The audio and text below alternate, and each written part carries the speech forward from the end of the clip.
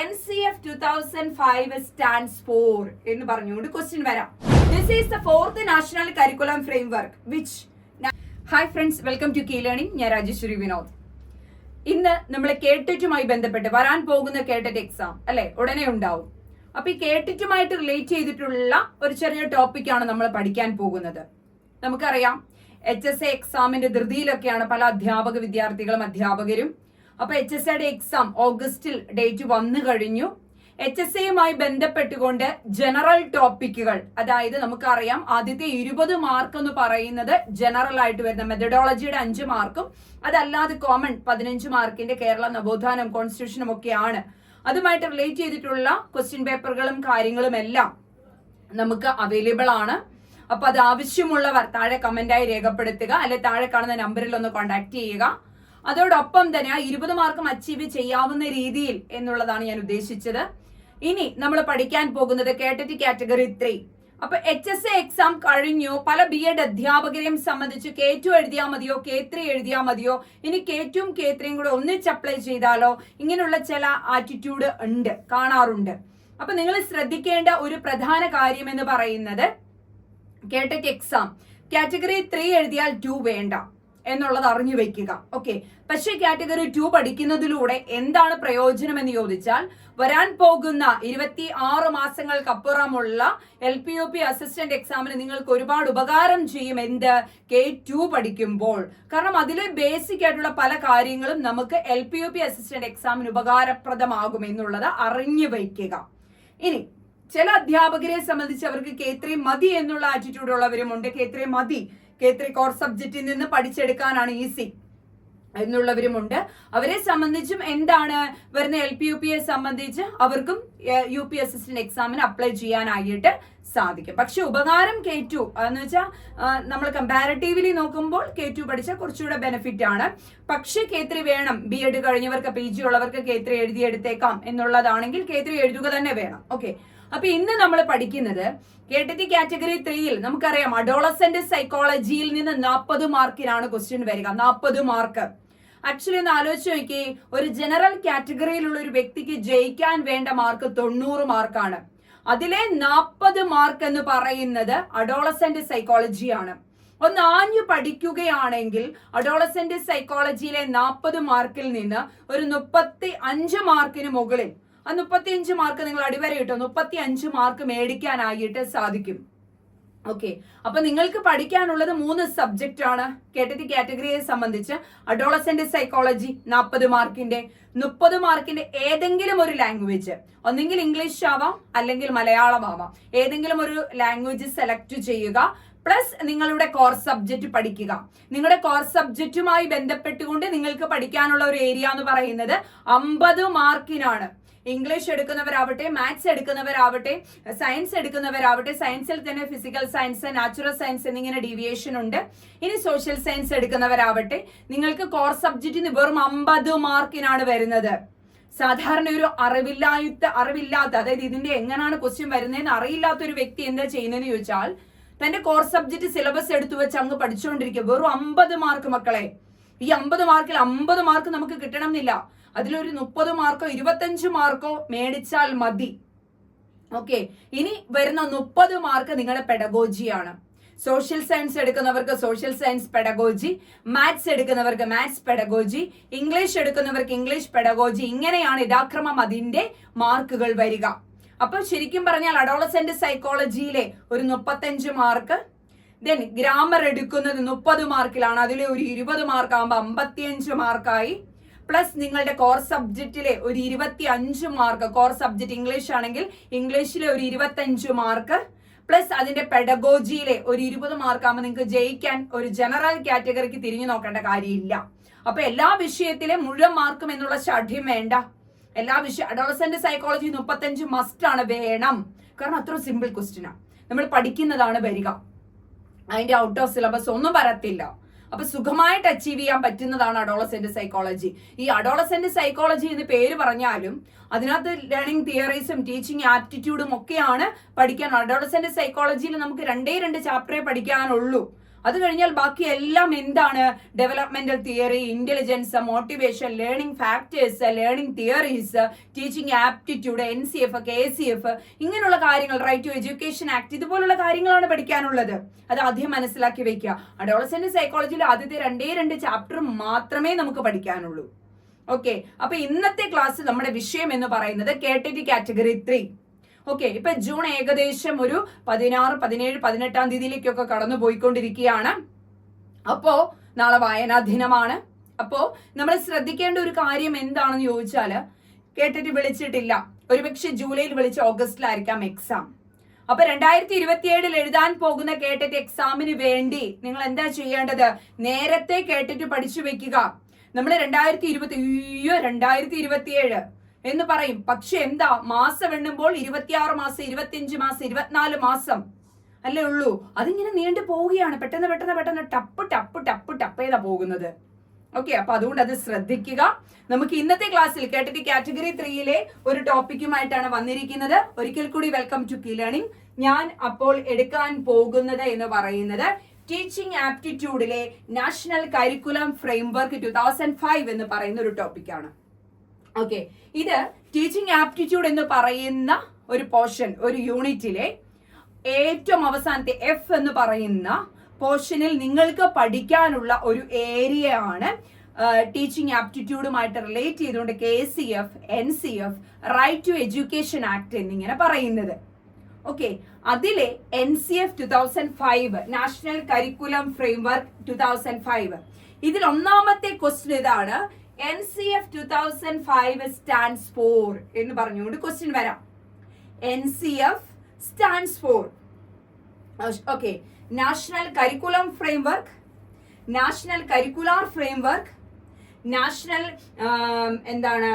Circle framework, ഇങ്ങനെ പല രീതിയിൽ ഇത് വരാം. അപ്പൊ ഇത് NCF സ്റ്റാൻഡ്സ് ഫോർ ഒന്നാമത്തെ question, national curriculum framework 2005, national curriculum framework പഠിച്ചു വയ്ക്കുക. 2005 ഇത് ഫോം ചെയ്യുന്നത്. നാഷണൽ കരിക്കുലം ഫ്രെയിംവർക്ക് 2005 നമുക്ക് പഠിക്കാനുള്ളത്. ഓക്കെ, അങ്ങനെയാണെങ്കിൽ ഇതിനെ 4th നാഷണൽ കരിക്കുലം ഫ്രെയിംവർക്ക് എന്നാണ് വിളിക്കുക. 4th national curriculum framework. അങ്ങനെയാണെങ്കിൽ ഇതിനു മുമ്പ് ഏതൊക്കെയാണെന്ന് ചോദിച്ചാൽ 1975, 1988, 2000 ഈ കാലഘട്ടങ്ങളിലും നാഷണൽ കരിക്കുലം ഫ്രെയിംവർക്ക് രൂപം കൊണ്ടിട്ടുണ്ട്, ഫോം ചെയ്തിട്ടുണ്ട് എന്ന് പഠിച്ചു വയ്ക്കാം. ഓക്കെ, അപ്പൊ നാഷണൽ കരിക്കുലം ഫ്രെയിംവർക്കിന്റെ ഫസ്റ്റ് സ്ലൈഡിൽ നിന്ന് തന്നെ നമ്മൾ 2 പോയിന്റുകൾ പഠിക്കുകയാണ്. NCF stands for National curriculum framework. Okay, ഇനി രണ്ടാമത്തെ പോയിന്റ് നമ്മൾ പഠിക്കുന്നത് this is the 4th national curriculum framework which national curriculum framework 2005 is the 4th national curriculum framework. അങ്ങനെയാണെങ്കിൽ ആദ്യത്തെ ഏതൊക്കെയാണ്?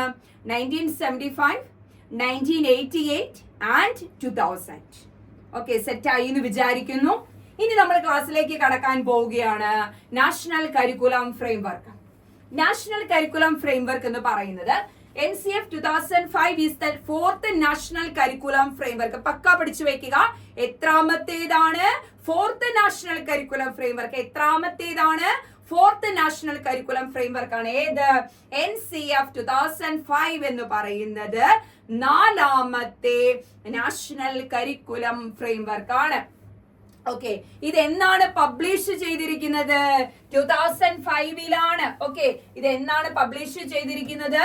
2005 ഇത് ആരാണ് പബ്ലിഷ് ചെയ്തിരിക്കുന്നത്? NCERT ആണ്, national Council of Educational Research and Training in India. NCERT ആണ് ഏത് പബ്ലിഷ് ചെയ്തിരിക്കുന്നത്? NCF 2005 പബ്ലിഷ് ചെയ്തിരിക്കുന്നത്. അപ്പൊ ഒന്നുകൂടെ, NCF 2005 stands for National curriculum Framework. Set. NCF 2005 is the 4th national curriculum framework.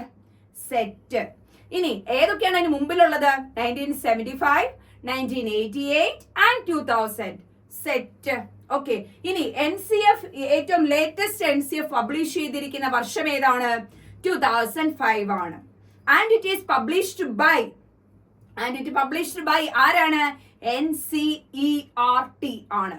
NCERT stands for National Council of Educational Research and Training. ഇത്രയും പോയിന്റുകൾ കിട്ടിയോ കുഞ്ഞുങ്ങളെ? സെറ്റ് ആണോ? ക്ലിയർ ആണോ? താഴെ കമന്റ് ഇട്ടേ. സെറ്റ് ആണ്, ക്ലിയർ ആണ്. ഓക്കെ, ഇനി it is published in 2005 by NCERT അഥവാ National Council of Educational Research and Training in India ആണ് ഇത് പബ്ലിഷ് ചെയ്തിരിക്കുന്നത്. NCF 2005 പബ്ലിഷ് ചെയ്തിരിക്കുന്നത് എന്ന് കാണാനായിട്ട് സാധിക്കും. സെറ്റ് ആണെന്ന് വിചാരിക്കുന്നു, ക്ലിയർ ആണെന്ന് വിചാരിക്കുന്നു. ഇനി it means the modernising the system of education. എന്താണ് ഇതിന്റെ പ്രത്യേകത? നാഷണൽ കരിക്കുലം ഫ്രെയിംവർക്ക് അഥവാ NCF 2005 പ്രത്യേകത അല്ലെ അർത്ഥം എന്താണ്? Modernising the system of education. വിദ്യാഭ്യാസത്തിനെ എന്ത് ചെയ്യുക? മോഡേണൈസ് ചെയ്യുക. മോഡേണൈസിംഗ് ദ സിസ്റ്റം, വിദ്യാഭ്യാസത്തിന്റെ ആ ഒരു രീതികളെ മോഡേണൈസ് ചെയ്യുക എന്നുള്ളതാണ് ഇതുകൊണ്ട് അർത്ഥമാക്കുന്നത്. അപ്പൊ NCF 2005 മീൻ ചെയ്യുന്നത് എന്താണ്? Modernising the system of education. അപ്പൊ സിസ്റ്റം ഓഫ് എഡ്യൂക്കേഷൻ എന്ത് ചെയ്യുക? മോഡേണൈസ് ചെയ്യുക എന്നുള്ളതാണ് ഇവിടെ ഉദ്ദേശിക്കുന്നത് എന്ന് കാണാം. പിന്നെ എന്താണ് ഇത് പ്രൊമോട്ട് ചെയ്യുന്നത്? NCF 2005 പ്രൊമോട്ട് ചെയ്യുന്ന കാര്യം എന്താണ് എന്ന് ചോദിച്ചാൽ ലേണിംഗ് വിതൗട്ട് ബർഡൻ എന്നുള്ളതാണ്. Learning without burden. Okay, learning without burden ആയിട്ട് ഒരുപാട് കാര്യങ്ങൾ നമ്മൾ പഠിച്ചിട്ടുണ്ട് BEd ക്ലാസ്സുകളിലൊക്കെ അല്ലെ. അപ്പൊ ലേണിംഗ് വിതൗട്ട് ബർഡൻ, ഓക്കെ, ഇതാണ് ഇതിനെ പ്രൊമോട്ട് ചെയ്യുന്ന പ്രധാനപ്പെട്ട വസ്തുത. NCF 2005 പ്രൊമോട്ട് ചെയ്യുന്നത് ലേണിംഗ് വിതൗട്ട് ബർഡൻ എന്നുള്ളതാണ്. ഇനി NCF 2005 ഒരു ഗൈഡ് ലൈൻ നൽകുന്നുണ്ട്. എന്തിനൊക്കെയാ? സിലബസിന്, ടെക്സ്റ്റ് ബുക്കിന്, ടീച്ചിങ് പ്രാക്ടീസസിന് for the schools in India. Okay, അപ്പൊ എന്താണ് പറയുന്നത്? NCF 2005 ഒരു ഗൈഡ് ലൈൻ നൽകുകയാണ്. എന്തിനൊക്കെയാണ് ഗൈഡ് ലൈൻ നൽകുന്നത്? സിലബസിനാവട്ടെ, ടെക്സ്റ്റ് ബുക്കിനാവട്ടെ, ടീച്ചിങ് പ്രാക്ടീസിനാവട്ടെ ഒരു ഗൈഡ് ലൈൻ നൽകുകയാണ്. ഒന്നുകൂടെ, NCF 2005 is the NCF stands for National Curriculum Framework, fourth National Curriculum Framework. Publish ചെയ്തിരിക്കുന്നത് 2005 പബ്ലിഷ്ഡ് ബൈ NCERT ആണ്. ഇതിനു മുമ്പ് പബ്ലിഷ് ചെയ്ത വർഷങ്ങൾ എന്ന് പറയുന്നത് 1975, 1988 ആൻഡ് 2000 ആണ് എന്ന് കാണാനായിട്ട് സാധിക്കും. സെറ്റ് അല്ലേ കുഞ്ഞുങ്ങളെ? ക്ലിയർ ആണ്. ഇനി ഇത് മീൻ ചെയ്യുന്നത് എന്താണ്? Modernising the system of education ആണ്. NCF 2005 means modernising the system of education and it promotes. എന്തിനാണ് പ്രൊമോട്ട് ചെയ്യുന്നത്? ലേണിംഗ് വിതൗട്ട് ബർഡൻ എന്നുള്ള കൺസെപ്റ്റിനെ. ഓക്കെ, പിന്നെ പറയുന്നു ഇതൊരു ഗൈഡ് ലൈൻ ആണ്. എന്തിനൊക്കെ ഗൈഡ് ലൈൻ? ടെക്സ്റ്റ് ബുക്കിന്, സിലബസിന്, പിന്നെ എന്തിനാണ്? Teaching practices four the schools in India എന്നാണ് പറയുന്നത്. സെറ്റ് അല്ലേ കുഞ്ഞുങ്ങളെ? ക്ലിയർ ആണ്, ഓക്കെ ആണ്? താഴെ കമന്റ് ഞാൻ പ്രതീക്ഷിക്കുന്നു. ഇനി നമ്മൾ പറയുന്നു 5 ഗൈഡിംഗ് പ്രിൻസിപ്പിൾസ്. പഠിച്ചു വെക്കണം, എക്സാമിന് ചോദിക്കും. ഏതൊക്കെയാണ്? NCF 2005 ഗൈഡിംഗ് പ്രിൻസിപ്പിൾ ഏതെല്ലാമാണ്? ഒന്നാമത്തെ തന്നെ നമ്മൾ എന്ത് പറയണ? തത്തമ്മേ പൂച്ച പൂച്ച, തത്തമ്മേ പൂച്ച പൂച്ച, തത്തമ്മേ പൂച്ച പൂച്ച. കാണാതെ പഠിക്കുന്ന ഒരു ശീലം അല്ലെ? അതിൽ നിന്നും ഷിഫ്റ്റ് ആവുക. Shift from road method, road memorisation, അതിൽ നിന്നും ഷിഫ്റ്റ് ആവുക എന്നുള്ളതാണ് NCF 2005 മുന്നോട്ട് വയ്ക്കുന്ന ഫസ്റ്റ് പ്രിൻസിപ്പിൾ എന്ന് പറയുന്നത്. Shift from road method. Okay, പഠിച്ചു വയ്ക്കുക. ഇനി രണ്ടാമത്തെ കാര്യം, നിങ്ങൾ എപ്പോഴും ഒരു പരസ്യം കണ്ടിട്ടുണ്ടാവും. അതായത് ഒരു കുട്ടി, ഒരു ടീച്ചറിന്റെ 2 അധ്യാപകര് അല്ലെ, ഒരു ടീച്ചറിന്റെ 2 കുട്ടികള്. ഒരെണ്ണം മുതിർന്ന കുട്ടി, കുറച്ച് സീനിയർ ആണ്, ഒരുത്തൻ 10ാം ക്ലാസ്സിൽ പഠിക്കുന്ന കുട്ടി. ഇവര് രണ്ടുപേരും കൂടെ ഒരു ചെറിയ മുറുക്കാൻകടയുടെ ഫ്രണ്ടിൽ ഇരിക്കുക. അപ്പൊ ടീച്ചർ വന്നിട്ട് ചോദിച്ചു, നീ എന്താണ് സമയം ഇങ്ങനെ കളയുന്നത്? ഒരു പരസ്യമാണ്, നീ എന്താണ് ഈ സമയം ഇങ്ങനെ കളയുന്നത്? നിനക്ക് പഠിച്ചൂടെ? നീ ഇങ്ങനെ മറ്റവനെ നോക്കിയിട്ട് നീ ഇങ്ങനെയൊക്കെ നടക്കണോ എന്നൊക്കെ ചോദിക്കുകയാണ്. അപ്പൊ മറ്റവൻ പറഞ്ഞു, ടീച്ചർ ഒന്ന് നിന്നേ. പറഞ്ഞിട്ട് ടീച്ചർ പോകാൻ നോക്കിയപ്പം ടീച്ചർ ഒന്ന് നിന്നേ. A+B² എന്ന് പറയുന്നത് എന്തിനാണ് എന്നെ പഠിപ്പിച്ചത്? അതുകൊണ്ട് എനിക്ക് എന്താണ് പ്രയോജനം? ശരിക്കും പറഞ്ഞാൽ ഇത്രയും ഞാൻ ആ പരസ്യത്തിൽ ശ്രദ്ധിച്ചിട്ടുള്ളൂ. ഓക്കെ, അപ്പൊ ഇത് എന്തിനാണ് എന്നെ പഠിപ്പിച്ചത് എന്ന്. അപ്പൊ ഇങ്ങനെ ഒരു ചോദ്യം ചോദിക്കാതെ, ഇപ്പൊ മാത്സ് പഠിപ്പിക്കുന്നത് കൊണ്ട് പലിശയ്ക്ക് പൈസ എടുക്കാതിരിക്കാൻ, കൂട്ടുപലിശയിലേക്ക് പോവാതിരിക്കാൻ, കൃത്യമായി കടമെടുക്കുന്ന പൈസ തിരിച്ചടയ്ക്കാൻ, ഓക്കെ, നമ്മൾക്ക് കിട്ടുന്ന സമ്പാദ്യത്തിനെ കൃത്യമായ രീതിയിൽ വിനിയോഗിക്കാൻ. 15,000 രൂപ സാലറിയുള്ള ഞാൻ 25,000 രൂപ ഒരു മാസം ചെലവ് വരുത്തിയിട്ട് കാര്യമുണ്ടോ? ഇല്ല. അപ്പൊ കുട്ടിയെ കൃത്യമായി കണക്ക് പഠിപ്പിക്കുന്നതിലൂടെ എന്താണ് നേട്ടം? സോഷ്യൽ സയൻസ് പഠിപ്പിക്കുന്നതിലൂടെ നമ്മുടെ റിലീജിയസ് വാല്യൂ, നമ്മുടെ മോറൽ വാല്യൂസ്, നമ്മുടെ സോഷ്യൽ ഇഷ്യൂസിനെ ഫേസ് ചെയ്യാനുള്ള കേപ്പബിലിറ്റി. അപ്പൊ എന്താണ് ഇത്? നമ്മൾ വെറുതെ സിവിലൈസേഷൻ, സ്റ്റോൺ ഏജ് ഏരിയ, പിന്നെ സയൻസ് പഠിക്കുമ്പോൾ മില്ലറ്റ്സ്, അല്ലെങ്കിൽ ബേസിക് ഫുഡ്സ്, ഇനി എയർ, വായുവിന്റെ പ്രയോജനം, ആഹാരം, ഇത് എന്തിനാണെന്ന് ഇത് റിയൽ ലൈഫുമായിട്ട് കണക്ട് ചെയ്ത് പഠിപ്പിക്കുക എന്നാണ് പറയുന്നത്. അപ്പം എന്താണ് connecting knowledge life outside of the school എന്നാണ് പറയുക. അപ്പൊ സ്കൂൾ നമ്മൾ ഈ സിലബസ് ഇങ്ങനെ മില്ലറ്റ്സ് എന്ന് പറഞ്ഞാൽ റൈസിനേക്കാളും എന്താണ് മറ്റുള്ള വീറ്റിനേക്കാളും ഒക്കെ എന്തുണ്ട്?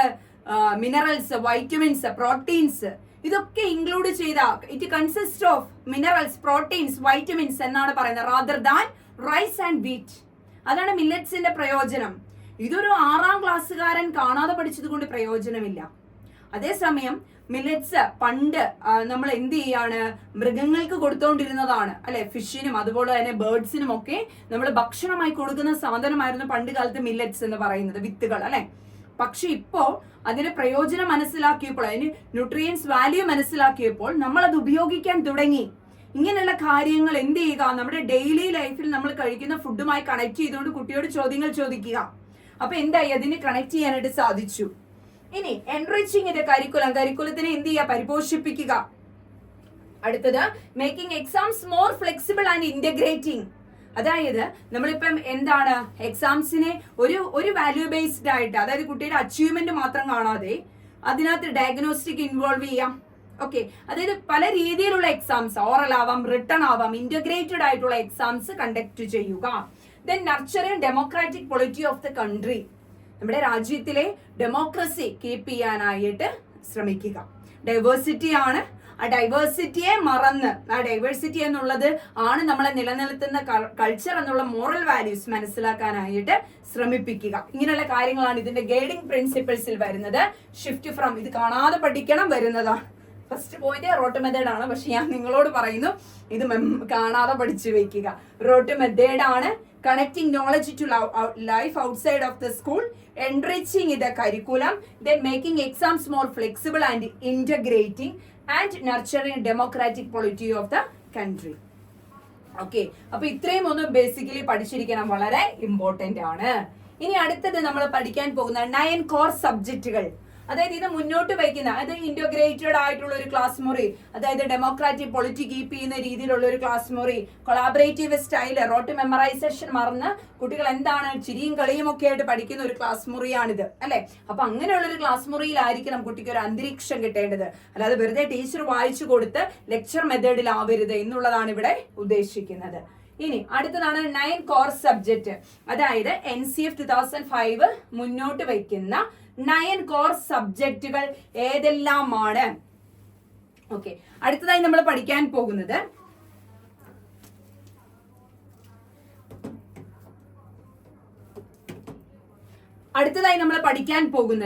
NCF 2005 മുന്നോട്ട് വയ്ക്കുന്ന 9 കോർ സബ്ജക്റ്റുകൾ ഏതെല്ലാം എന്നുള്ളതാണ്. അതിൽ ഒന്നാമതായി വരുന്നത് ലാംഗ്വേജ് ആണ്. ഓക്കെ, അപ്പൊ language of medium of language എന്ന് പറയുന്നത് എന്തായിരിക്കണം? മദർ ടങ് തന്നെ ആയിരിക്കണം എന്നുള്ളതാണ് NCF പറയുന്നത്. ഇനി ഇതിന് 3 ലാംഗ്വേജ് ഫോർമുലയും അവർ എന്ത് ചെയ്യുന്നുണ്ട്? പരിപോഷിപ്പിക്കുന്നുണ്ട്, അല്ലെങ്കിൽ അവർ ഇൻസ്ട്രക്ഷനിൽ പറയുന്നുണ്ട്. 3 ലാംഗ്വേജ് ഫോർമുലയെ കുറിച്ച് മെൻഷൻ ചെയ്യുന്നുണ്ട്. മാത്സ് എന്ന് പറയുമ്പോൾ reasoning, thinking ability, problem solving ability ഒക്കെ കീപ്പ് ചെയ്യുന്ന രീതിയിൽ, അല്ലെങ്കിൽ അതിനെയൊക്കെ ഡെവലപ്പ് ചെയ്യുന്ന രീതിയിലായിരിക്കണം മാത്തമാറ്റിക്സിന്റെ ക്ലാസ് മുറി എന്ന് പറയുന്നു. സയൻസ് ക്ലാസ് മുറിയിൽ കുട്ടിയുടെ ക്യൂരിയോസിറ്റി ഡെവലപ്പ് ചെയ്യുന്ന രീതിയിൽ. ഓക്കെ, അപ്പൊ ആ ക്യൂരിയോസിറ്റി ഡെവലപ്പ് ചെയ്യാനും സയൻസ് ലാബുകളുടെ പ്രയോജനത്തിലൂടെ ഒരു സോഷ്യൽ അല്ലെ ഒരു സയൻസ് ടെമ്പർ ഡെവലപ്പ് ചെയ്യാനും ഒക്കെ സഹായിക്കുന്ന രീതിയിൽ പ്രോസസ്സിനും പ്രൊഡക്റ്റിനും പ്രാധാന്യം കൊടുത്തുകൊണ്ടുള്ള ക്ലാസ് മുറികളായിരിക്കണം. സോഷ്യൽ സയൻസിൽ moral values, social values, justice, equity, equality ഇതൊക്കെ കീപ്പ് ചെയ്യുന്ന രീതിയിലായിരിക്കണം. അതുപോലെ തന്നെ ഒരു പ്രത്യേക സോഷ്യൽ ഇഷ്യൂസിൽ കുട്ടി എങ്ങനെ ബിഹേവ് ചെയ്യുന്നു എന്നുള്ളതും ഇമ്പോർട്ടൻസ് ആണ്. ദെൻ വർക്ക് എക്സ്പീരിയൻസിൽ കുട്ടിയുടെ കോമ്പിറ്റൻസി ആൻഡ് സ്കിൽ ഡെവലപ്പ് ചെയ്യുന്ന രീതിയിലായിരിക്കണം വർക്ക് എക്സ്പീരിയൻസ് ക്ലാസ് പ്രൊവൈഡ് ചെയ്യുക. ഹെൽത്ത് ആൻഡ് ഫിസിക്കൽ എഡ്യൂക്കേഷൻ, ഒരു ഹോളിസ്റ്റിക് അണ്ടർസ്റ്റാൻഡിങ് ബിറ്റ്വീൻ എന്താണ് ഒരു health diseases and health fitness, ഇതിനെക്കുറിച്ചൊക്കെയുള്ള ഒരു അണ്ടർസ്റ്റാൻഡിങ് ഡെവലപ്പ് ചെയ്യാനായിട്ട് ഈ ക്ലാസ് ഹെൽപ്പ് ചെയ്യും. ഇനി എല്ലാ സബ്ജക്റ്റിലൂടെയും ഒരു ഹിഡൻ കരിക്കുലത്തിലൂടെ പീസ് എഡ്യൂക്കേഷൻ കുട്ടികൾക്ക് കിട്ടണം. അതായത് മോറൽ വാല്യൂസ്, കൊളാബറേറ്റീവ്, കോപ്പറേറ്റീവ് സ്റ്റൈലൊക്കെ ഡെവലപ്പ് ചെയ്യുക. ദെൻ ആർട്ടിലൂടെ കുട്ടികളുടെ എന്താണ് കൾച്ചർ, അവരുടെ ഡെവലപ്മെന്റ്, അവരുടെ ഇനേറ്റ് ആയിട്ടുള്ള കൈപ്പബിലിറ്റി ഒക്കെ ഡെവലപ്പ് ചെയ്യാനായിട്ട് ശ്രമിക്കുക. Habitat and learning is similar to എൻവയോൺമെന്റൽ learning. എൻവയോൺമെന്റൽ learning ആണ്. ഹാബിറ്റാറ്റ് ആൻഡ് ലേണിംഗ് എന്ന് പറയുന്നത് എൻവയോൺമെന്റൽ ലേണിംഗ് ആണ്. അപ്പൊ എൻവയോൺമെന്റൽ ലേണിംഗിന് പ്രാധാന്യം നൽകുക. നമുക്കറിയാം ഇന്നത്തെ പരിസ്ഥിതി പഠനത്തിന് പകരം പരിസര പഠനം എന്നാണ് നമ്മൾ പഠിക്കുക അല്ലെ.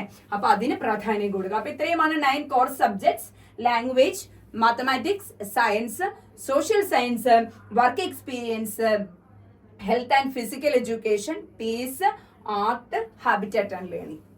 ഓക്കെ അല്ലേ കുഞ്ഞുങ്ങളെ? അപ്പൊ NCF 2005 ബന്ധപ്പെട്ടിട്ടുള്ള കുറച്ച് കാര്യങ്ങളാണ് നമ്മൾ പഠിച്ചത്.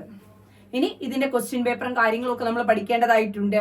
അപ്പൊ ഇങ്ങനെയാണ് നമ്മൾ എന്ത് ചെയ്യാണ്. അപ്പൊ ഈ NCF റിലേറ്റഡ് ആയിട്ട് ഒരുമാതിരി ഭേദപ്പെട്ട സംഗതികൾ നമുക്കറിയാം. ഇത് റിലേറ്റഡ് ആയിട്ട് ക്വസ്റ്റ്യൻസ് ചോദിച്ചാൽ ഉത്തരം എഴുതാനും അറിയാം. ഗൈഡിംഗ് പ്രിൻസിപ്പിളിൽ നിന്ന് ക്വസ്റ്റ്യൻ ചോദിക്കാം, NCFന്റെ ഇൻട്രൊഡക്ഷനിൽ നിന്ന് ക്വസ്റ്റ്യൻ ചോദിക്കാം, അല്ലെങ്കിൽ 9 കോർ സബ്ജക്റ്റുകൾ താഴെ പറയുന്നതിൽ ഏതാണ് ഈ NCF റെഫേഴ്സ് ചെയ്തിരിക്കുന്ന സബ്ജക്ട്സ് ഏതാണെന്ന് വെച്ച് ക്വസ്റ്റ്യൻ ചോദിക്കാം. ഓക്കെ, അപ്പൊ എങ്ങനെ വേണമെങ്കിലും ക്വസ്റ്റ്യൻ വരാം. നല്ല രീതിയിൽ തന്നെ പ്രിപ്പയർ ചെയ്യുക. കേട്ടറ്റ് കാറ്റഗറി 3ക്ക് വേണ്ടി തീർച്ചയായും ജോയിൻ ചെയ്യാം. കീയിലൂടെ മെന്റർഷിപ്പോടുകൂടി നിങ്ങൾക്ക് പഠിച്ച ഫസ്റ്റ് ടൈം തന്നെ കേട്ടറ്റ് കാറ്റഗറി 3 എന്നുള്ള ക്രൈറ്റീരിയ സ്വന്തമാക്കാനായി സാധിക്കും. അപ്പൊ എല്ലാവരെയും ഒരിക്കൽ കൂടി കീയിലേക്ക് ഞാൻ വെൽക്കം ചെയ്യുന്നു. Thank you so much.